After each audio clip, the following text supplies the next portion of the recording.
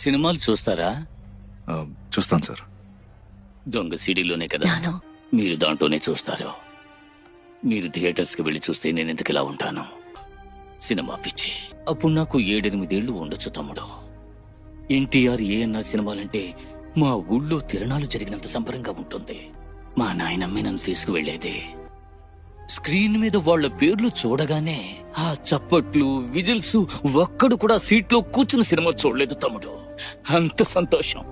నేను అలాగే చూస్తూ ఉండిపోయాను. వాళ్ళు నన్ను బానిసని చేసుకోలేదు. ఆ శబ్దం, ఆ విజిల్స్, జనం సంతోషం, మొత్తానికి సినిమాయే నన్ను బానిసం చేసేసిందే. అక్కడి నుంచి నేను చెన్నై వచ్చేసాను. ఇక్కడికి వచ్చి ఒక డిస్ట్రిబ్యూషన్ ఆఫీసులో పనిచేశాను చాలా ఏళ్ళు. ఆ వ్యాపారాన్ని గ్రహించి చాలా సినిమాలు డిస్ట్రిబ్యూట్ చేసి డబ్బు సంపాదించాను. ఇల్లు కట్టాను. థియేటర్ కట్టాలనుకున్నాను, కట్టేశాను. ఎందుకు థియేటర్ కట్టాను?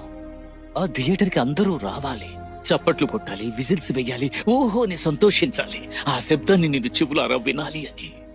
సినిమా తీయాలనే కోరిక కలిగింది. తీశాను బాబు. పెద్ద సినిమా. సినిమా నన్ను మోసం చెయ్యదు, అలానే నమ్మాను బాబు. 3వ రోజే 50 రూపాయల సీడీలు నా సినిమాను ఎక్కించి కేబుల్ టీవీలో ఊరందరికీ చూపించేశాడు బాబు. సినిమాలు చూస్తారా? చూస్తాను సార్.